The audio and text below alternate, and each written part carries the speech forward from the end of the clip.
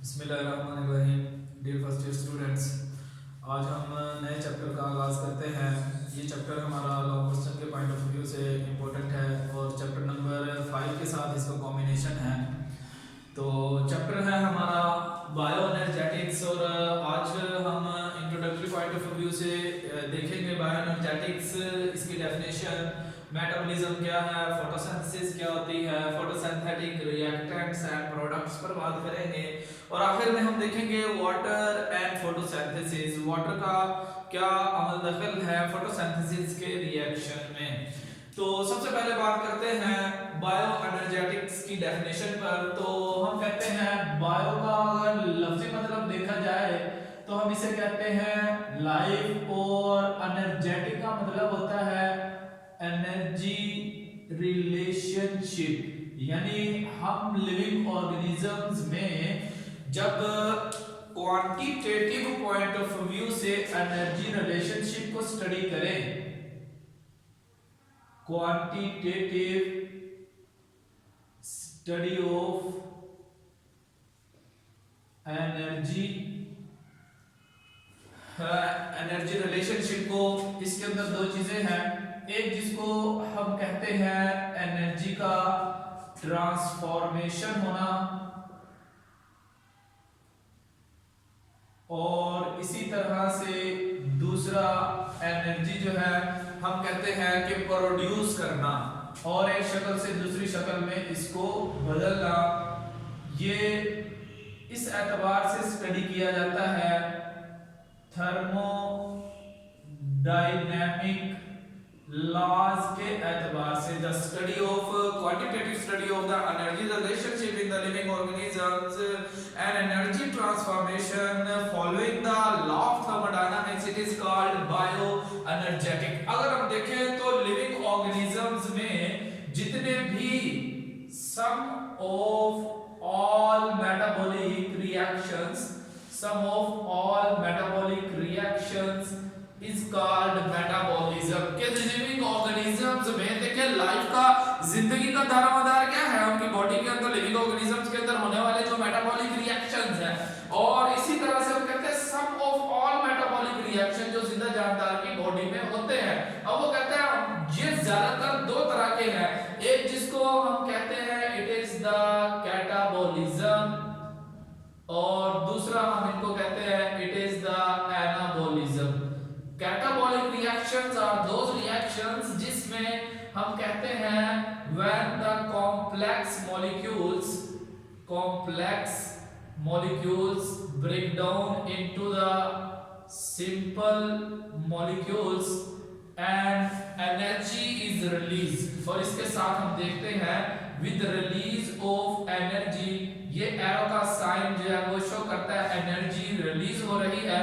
और हम कहते हैं कॉम्प्लेक्स मॉलिक्यूल्स जो है वो ब्रेक डाउन होने के बाद, टूटने के बाद सिंपल मॉलिक्यूल्स में बदल जाते हैं।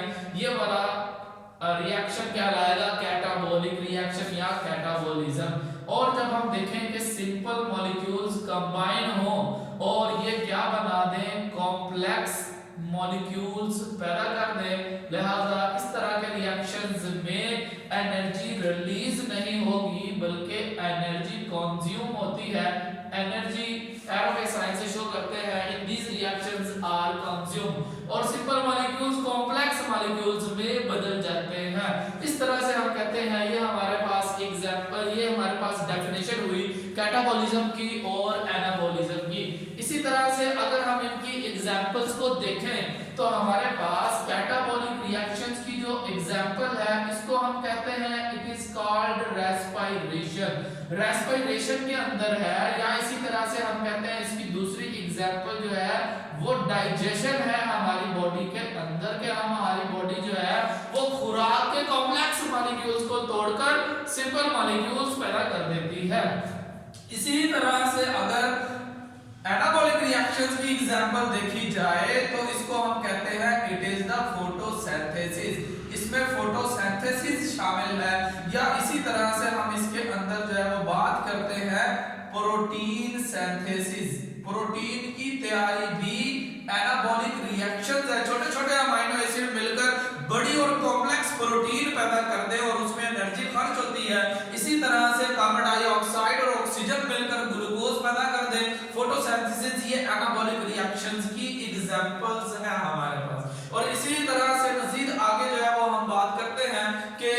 हमारे पास रिएक्शन इस चैप्टर के अंदर दो ही चल रहे हैं, एक जिसको हम कहते हैं फोटोसिंथेसिस और एक हम कहते हैं रेस्पिरेशन। अब देखिए हमारा दूसरा जो है वो पॉइंट था फोटोसिंथेसिस पर, यानी फोटोसिंथेसिस हम कहते हैं एक ऐसा प्रोसेस, एक ऐसा रिएक्शन जिसमें कार्बन डाइऑक्साइड और water in the presence of chlorophyll molecules and light energy, in the presence of chlorophyll molecules and the light energy converted into the complex organic molecules glucose, C6H12O6 and oxygen is produced along with the water molecule. It is the reaction of photosynthesis. इसको हम photosynthesis का reaction कहते हैं, यानी हम कहते हैं energy poor जो मॉलिक्यूल है, energy poor inorganic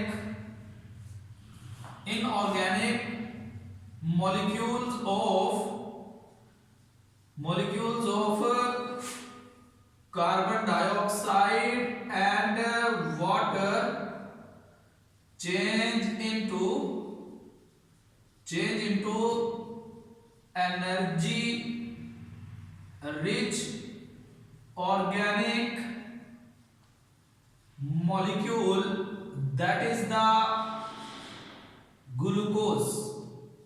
energy rich organic molecule, it is the glucose, यानी कि कार्बन डाइऑक्साइड और वाटर का in the presence of chlorophyll and light energy convert हो जाना ग्लूकोज में, इसको हम कहते हैं इट इज कॉल्ड फोटोसिंथेसिस। ये फोटोसिंथेसिस कहलाता है।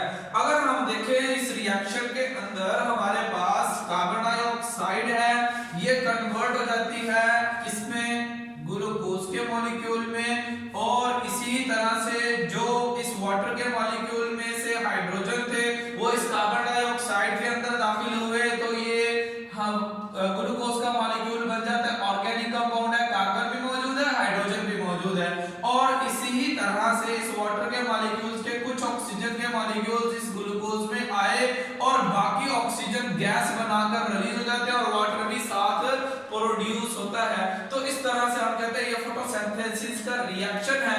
अगर इस रिएक्शन को हम एक सिंपल वे में बनाएं तो हम कहते हैं photosynthetic reaction is exactly opposite to the reaction of photosynthesis. जिस तरह से रेस्पिरेशन के ऑपोजिट फोटोसिंथेसिस के ऑपोजिट रेस्पिरेशन है।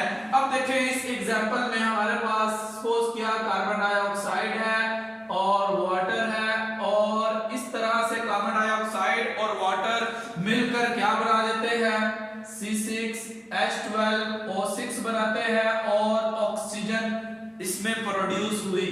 अब इसके बाद अगले स्टेप पर अगर हम देखें, अगर यही कार्बन डाइऑक्साइड जो है वो अभी यही ग्लूकोज के molecule in the presence of oxygen अगर ब्रेक हो जाए, टूट जाए, तो दोबारा से कार्बन डाइऑक्साइड और वाटर बन जाएगा, और इस तरह से इसके साथ एनर्जी रिलीज हो जाएगी, और यहाँ पर हमें एनर्जी इस्तेमाल करना पड़ेगी जो कि लाइट एनर्जी की सूरत में होती है।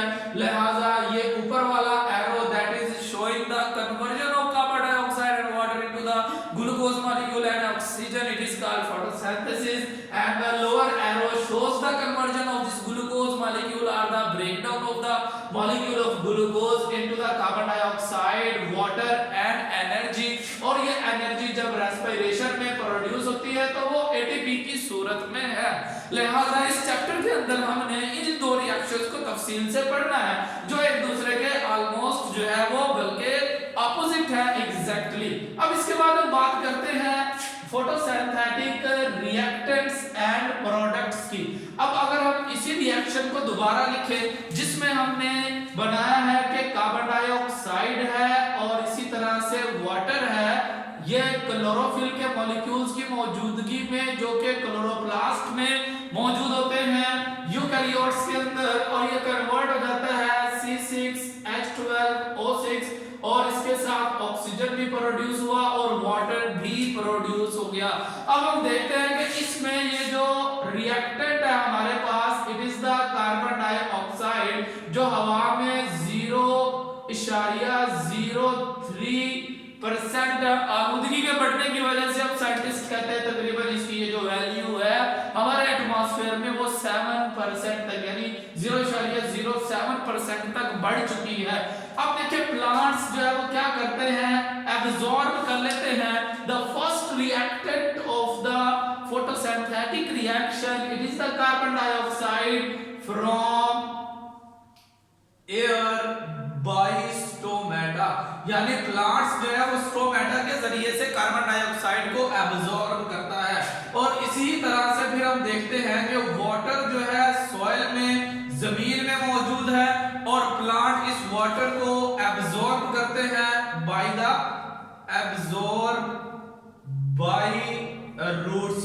तो पानी रूट्स के जरिए से पत्तों तक पहुंचा और उसके बाद प्लांट्स के क्लोरोप्लास्ट के अंदर, लीफ के सेल्स के अंदर क्लोरोफिल के मॉलिक्यूल्स मौजूद हैं जिनको हम फोटोसिंथेटिक पिगमेंट का नाम देते हैं। और लाइट एनर्जी जब वो पत्तों पर गिरती है तो वो एक्चुअल में ये पहली एनर्जी मुहैया करती है जो इस कार्बन डाइऑक्साइड और वाटर को ग्लूकोज में कन्वर्ट करने के लिए इस्तेमाल होती है। यानी कि एक तरह से प्लांट्स में जो लीफ है और लीफ में जो मेसोफिल सेल्स है और मेसोफिल सेल्स में क्लोरोप्लास्ट है वो एक्चुअल में सोलर प्लेट्स के सोलर सेल्स जैसे काम करते हैं because these are converting the light energy into the chemical energy. क्योंकि रोशनी की एनर्जी की मदद से हम देखते हैं कि कार्बन डाइऑक्साइड और वाटर के रिएक्शन का आगाज होता है और ये ग्लूकोज के मॉलिक्यूल को पैदा कर लिया जाता है। इस तरह से हम कहते हैं solar energy is actually converting into the chemical energy by the process of photosynthesis. अब इसके बाद ये तो हुए रिएक्टेंट्स और प्रोडक्ट्स की बात करते हैं। हम बात करते हैं कि सबसे पहले जो प्लांट ने ग्लूकोज के मॉलिक्यूल पैदा किए, it is the main product of the photosynthesis. Photosynthesis में प्लांट ने ये मेटाबॉलिक रिएक्शन इसीलिए चलाया कि वो क्या पैदा करे, ग्लूकोज के मॉलिक्यूल पैदा कर ले, लिहाजा हम इसे कहते हैं it is the main product of photosynthesis.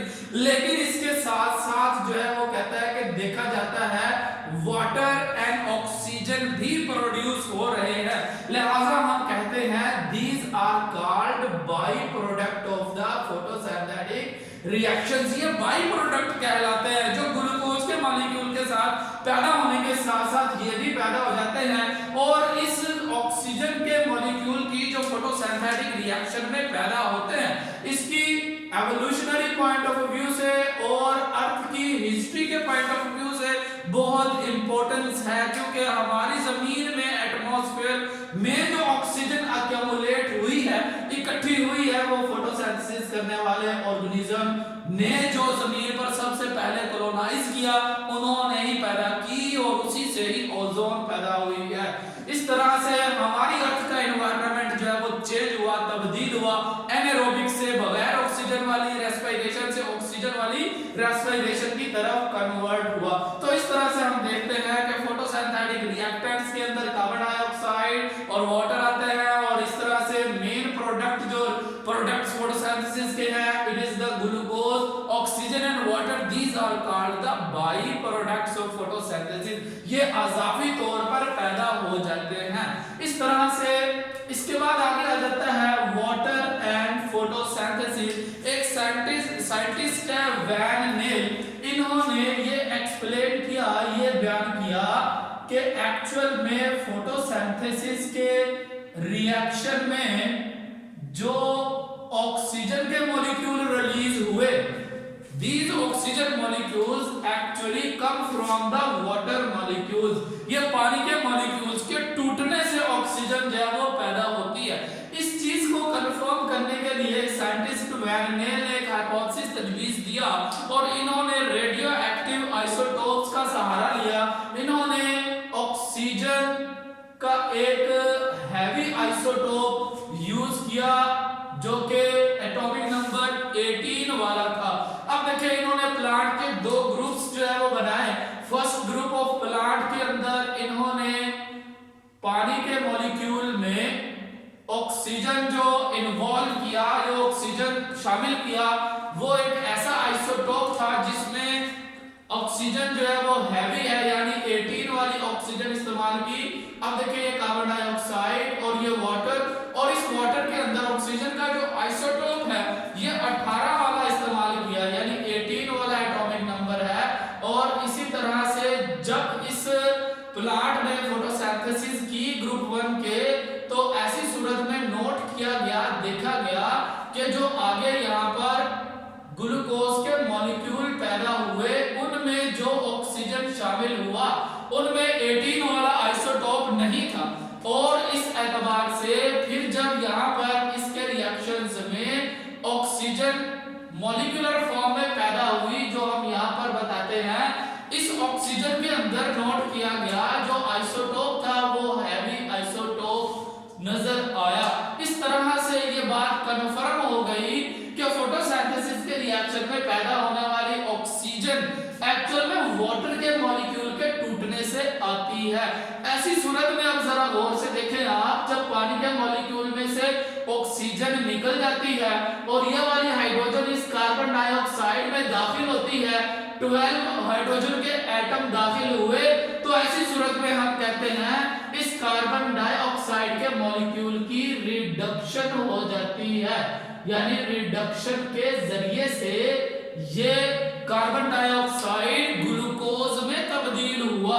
और इसी ही तरह से जब ये वाटर के मॉलिक्यूल से ऑक्सीजन लिबरेट हो जाता है, हाइड्रोजन निकल जाता है, तो इसका मतलब क्या हुआ, अब इस वाटर के मॉलिक्यूल की क्या हो चुकी है, ऑक्सीडेशन। लिहाजा इस एतबार से हम कहते हैं the reaction of photosynthesis is actually the redox reaction, जिसमें कार्बन डाइऑक्साइड के मॉलिक्यूल की रिडक्शन हो रही है और वाटर के मॉलिक्यूल की ऑक्सीडेशन हो रही है। इसी तरह से अब वैगनर ने एक प्लांट का ग्रुप बनाया जिसमें ऑक्सीजन का आइसोटोप पानी के अंदर 18 वाला यूज किया ताकि इसकी रेडिएशन से पता चल जाए आया कि ग्लूकोज में से रेडिएशन निकलती है या ऑक्सीजन जो मॉलिक्यूलर फॉर्म में पैदा होती उसमें से निकलती है। तो पता चला ऑक्सीजन जो मॉलिक्यूलर फॉर्म में पैदा हुई उसमें से रेडिएशंस निकली थी। और इसी तरह से प्लांट का एक दूसरा ग्रुप जो है वो बनाया गया और इनमें भी जो है वो हैवी आइसोटोप 18 वाली ऑक्सीजन का इस्तेमाल किया गया और ये कार्बन डाइऑक्साइड में जो ऑक्सीजन था वो 18 वाला ऑक्सीजन इस्तेमाल हुआ। तो ऐसी सूरत में जब इस प्लांट ने फोटोसिंथेसिस की और ऐसी सूरत में ग्लूकोज पैदा हुआ और नोट किया गया कि इस ग्लूकोज के साथ साथ ऑक्सीजन और वाटर मॉलिक्यूल भी पैदा हो रहे हैं।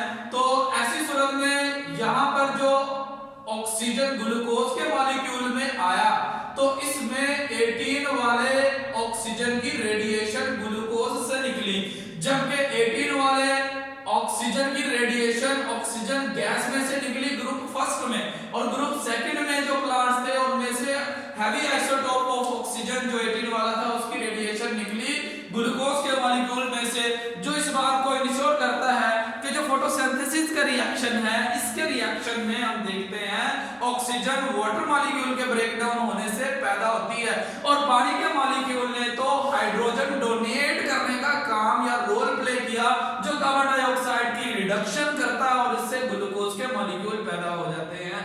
Thank you.